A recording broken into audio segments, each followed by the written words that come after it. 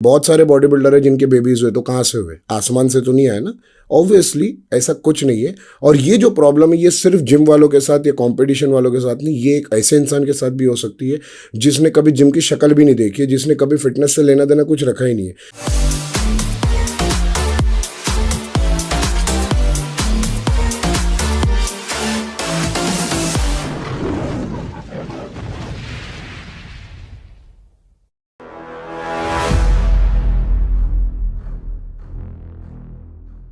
Hey guys, welcome back to my YouTube channel. Welcome back to a brand new episode.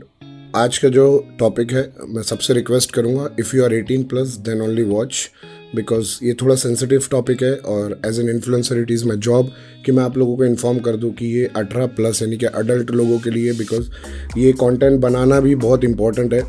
बहुत सारे लोग question पूछते हैं और मुझे लगता नहीं कि काफ़ी सारे लोग ने इसके ऊपर ये टॉपिक को कवर किया है, तो मैंने सोचा कि क्यों ना हम कवर करें और जितना मुझे पता है उतना मैं आपसे शेयर करूं। एज़ मैं हमेशा मेरी वीडियोस में ये बोलता हूं कि जो भी मैं शेयर करता हूं मैं अपने एक्सपीरियंस से और अपनी नॉलेज से शेयर करता हूं। I am not a scientist, I am not a doctor. तो बात करते हैं कि एक जो कॉमन क्वेश्चन होता है कि सेक्स कितनी बार करना चाहिए, और बहुत सारे लोगों के ये भी क्वेश्चन होते हैं कि थोड़े से प्राइवेट क्वेश्चन रहते हैं, जैसे कि किसी को इरेक्शन में प्रॉब्लम हो रही है या फिर किसी को प्रीमेच्योर इजैकुलेशन हो जाता है। अब प्रीमेच्योर इजैकुलेशन क्या होता है, जैसे कि नॉर्मल लैंग्वेज में हम दोस्ती यारी में बोल देते हैं ना, यार इसका तो जल्दी निकल जाता है। तो ये जो सारी बातें रहती है बहुत कम लोग किसी से पूछ पाते हैं कि इसका हल क्या करें। तो हम आज कवर करने वाले सेक्स कितनी बार करना चाहिए, specially when you are a competitive body builder और you are preparing for the competition. और जो मैंने आपको बताया इरेक्शन, और वो जो थर्ड प्रॉब्लम थी प्रीमेच्योर इजैकुलेशन की, ये एक कॉमन मिथ बन चुका है कि जो जिम जाते हैं, जो स्टीरॉयड लेते हैं, जो कंपटीशन करते हैं, उनका इरेक्शन नहीं होता है या फिर उनके बेबीज़ नहीं होते हैं या फिर उनका प्रीमेच्योर इजैकुलेशन हो जाता है जिससे कि जल्दी निकल जाता है। ये एक मिथ मार्केट में फैला दिया गया है। अब ऐसा नहीं है। बहुत सारे बॉडी बिल्डर है जिनके बेबीज़ हुए तो कहाँ से हुए? आसमान से तो नहीं आए ना। ऑब्वियसली ऐसा कुछ नहीं है। और ये जो प्रॉब्लम है ये सिर्फ जिम वालों के साथ या कंपटीशन वालों के साथ नहीं, ये एक ऐसे इंसान के साथ भी हो सकती है जिसने कभी जिम की शक्ल भी नहीं देखी है, जिसने कभी फिटनेस से लेना देना कुछ रखा ही नहीं है। तो it is a very common problem and it can happen to anybody. But क्या इस प्रॉब्लम का हल है? ऑफकोर्स इस प्रॉब्लम के हल है, प्रॉब्लम हल है। लेकिन बात यह है कि लोग अननेसेसरी इतना स्ट्रेस में हो जाते हैं, इतने डिप्रेस हो जाते हैं कि वो हल की जगह प्रॉब्लम और बड़ी कर देते हैं। देखो मैं हमेशा बोलता हूँ कि जब आपकी हेल्थ अच्छी करनी है ना, तो सबसे पहले स्ट्रेस लेना बंद करो, because stress is one of the biggest disease. Stress की वजह से बहुत सारे डिजीज़ हो जाते हैं आपको। तो बात करने वाले हम टॉपिक पे कि इसका हल क्या है। देखो इसके लिए बहुत सारी चीज़ें आप ट्राई कर सकते हो। अगर आप मुझसे पूछोगे तो मैं आपको एक प्रोडक्ट इंट्रोड्यूस करूंगा जिसका नाम है एक्स्ट्रा टाइम। ये आधार का एक्स्ट्रा टाइम जो है it will definitely help you.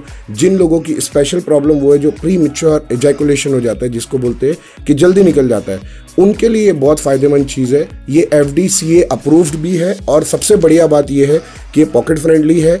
और हाँ, इसके ज़ीरो साइड इफेक्ट है।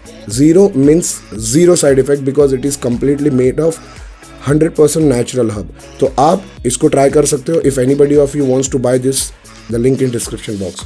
सेकेंड टॉपिक पे हम बात करते हैं जो है इरेक्शन। तो देखो इरेक्शन नहीं होने के बहुत सारे रीजंस हो सकते हैं। आपका टेस्टोस्टेरोन लेवल नहीं लो होने की वजह से भी इरेक्शन नहीं होता है। इसके ऊपर भी हम लोग ने एक वीडियो कवर करी थी पहले। आपका स्ट्रेस लेवल हाई होने की वजह से भी कभी कभी इरेक्शन नहीं होता, बिकॉज जब इंसान डरा हुआ रहता है, इंसान को लगता है यार आज होगा नहीं होगा, होता है। Everybody has gone to the first date and everybody has done that. तो वो होता है। तो इसका मतलब ये नहीं कि आप में बीमारी है। अगर आपका टेस्टोस्टेरोन लो है तो आप उसको इंक्रीज कर सकते हो by taking a different kind of hub, जिसके हमने ऑलरेडी वीडियोस बना चुकी है।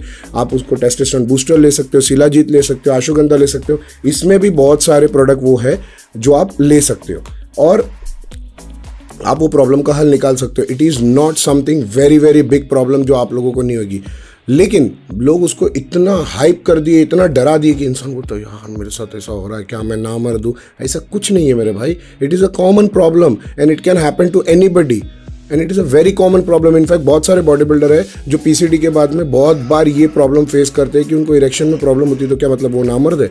ऐसा नहीं है। ये सिर्फ तब होता है मोस्ट ऑफ द टाइम जब उनका टेस्टोस्टेरोन लो होता है और नेचुरल टेस्टोस्टेरोन इंक्रीज नहीं हुआ रहता है, या फिर किसी का जनरली नेचुरल टेस्टोस्टेरोन प्रोड्यूस नहीं होता है बॉडी में, तो उसको कुछ भी आयुर्वेदिक या सप्लीमेंटेशन लेके बढ़ाना पड़ता है। बात करते हैं हम थर्ड प्रॉब्लम की, और मैं बोल सकता हूँ थर्ड क्वेश्चन की, सेक्स कितनी बार करना चाहिए। सेक्स कितनी बार करना चाहिए, it's a very personal thing कि मैं आपको बोलूँ कि नहीं इतनी बार करो इतनी बार करो। You can do an number of time, it's all up to your capacity and your capability. लेकिन अगर आप बॉडी बिल्डर हो या आप कॉन्टेस्ट की प्रेप कर रहे हो, तो when you become a body builder और when you preparing for any contest, आपको हर एक चीज़ में रिस्ट्रिक्शंस आ जाती है, चाहे फिर वो आपके वैकेशन हो, आपका फूड हो, आपका ट्रेनिंग हो, आपका कार्डियो हो या आपका फिजिकल लाइफ हो। तो अगर आप कंपटीशन के लिए प्रेप कर रहे हो तो I will suggest once in a week, once in 2 week, that is fine, it's okay. But specially when you are near to the competition, so 2 से 3 हफ्ते पहले आपको कॉम्पिटिशन के सेक्स बंद कर देना। अब सेक्स का मतलब ये नहीं है कि सिर्फ और सिर्फ you can also stop doing the masturbation, any form of sex you doing, but 2 से 3 हफ्ते पहले आपको कोई भी इस तरीके की एक्टिविटी करनी है जिसमें आपका स्पर्म रिलीज हो। इसका रीजन ये है कि जब आपका स्पर्म रिलीज होता है तो आपको कैसा फील होता है। मैं चुप इसके लिए हूं कि आप सोचो, ऐसे ही फील होता है ना। और वो क्यों होता है, क्योंकि आपकी बॉडी में से स्पर्म रिलीज होता है, तो कहीं ना कहीं वो चीज़ आपकी बॉडी को इंटरनली थोड़ी सी रिलैक्स कर देती है, जैसे कि आपको मसाज के बाद फील होता है या उससे बेटर फील बोल सकते हैं। तो जब आपकी बॉडी रिलैक्स हो जाती है तो कहीं ना कहीं आपकी बॉडी को वो रिलैक्सेशन को रिकवर करने के लिए कुछ टाइम लगता है। And near to the competition we don't suggest to do that because it will definitely affect your performance on stage। तो बेटर सजेशन ये रहेगा कि कंपटीशन के 2 से 3 हफ्ते पहले कंप्लीटली बंद कर दो एनी फॉर्म ऑफ सेक्स। और अगर आप प्रेप पे हो तो वंस इन अ वीक, और कोशिश करो अगर ज़रूरत नहीं है तो वंस इन 2 वीक करो।